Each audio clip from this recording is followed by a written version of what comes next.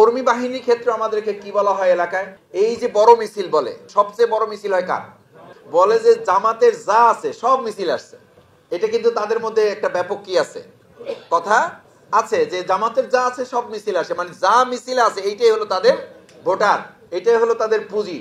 তো এই কথাটা যে একেবারে অবাস্তব বলে কোনো কোনো ক্ষেত্রে তা কিন্তু নয়। এই জন্য নেতৃত্ব, কর্মী বাহিনী, জনসমর্থন, একটা রাজনৈতিক দলের চূড়ান্ত সফলতা তার নেতৃত্ব, কর্মী বাহিনীর উপরে যতটা নির্ভর করে, ওই সফলতাটা স্থায়ীভাবে যদি আপনি চূড়ান্ত রূপ নিতে চান, তাহলে সেটার জন্য আমাদের জনগণের ভিত্তি তৈরি করতে হবে।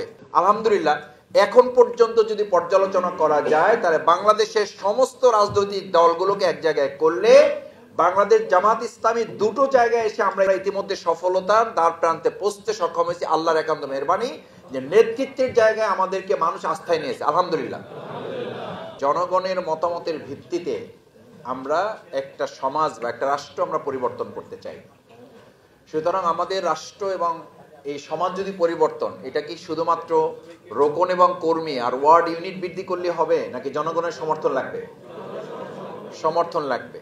সুতরাং প্রথম তিনটি কথা মাথায় রাখতে হবে। নাম্বার ওয়ান হচ্ছে, একটি রাজনৈতিক সংগঠন বা কোন একটা প্রতিষ্ঠান যদি সমাজ রাষ্ট্র প্রতিষ্ঠান পরিবর্তন করতে চায়, তাহলে পরিবর্তনের জন্য তার প্রথম দায়িত্ব হচ্ছে জনগণের সাথে তাকে সম্পৃক্ত হতে হবে।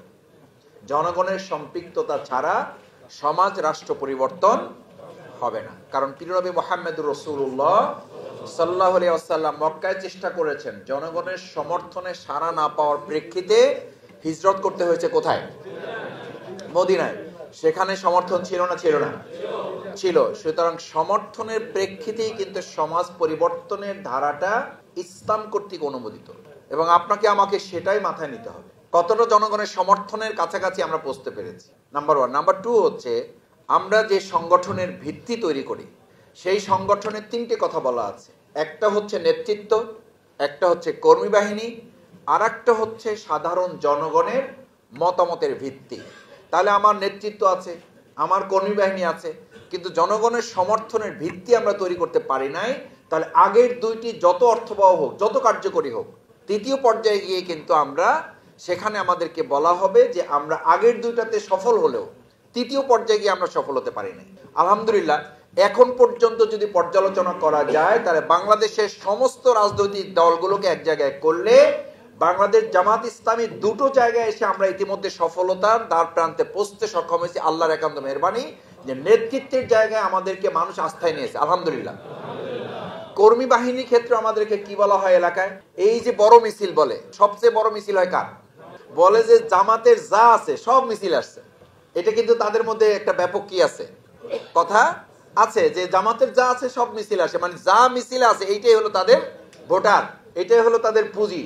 তো এই কথাটা যে একেবারে অবাস্তব বলে কোনো কোনো ক্ষেত্রে তা কিন্তু নয়। এই জন্য নেতৃত্ব, কর্মী বাহিনী, জনসমর্থন, একটা রাজনৈতিক দলের চূড়ান্ত সফলতা তার নেতৃত্ব, কর্মী বাহিনীর উপরে যতটা নির্ভর করে, ওই সফলতাটা স্থায়ীভাবে যদি আপনি চূড়ান্ত রূপ নিতে চান, তাহলে সেটার জন্য আমাদের জনগণের ভিত্তি তৈরি করতে হবে।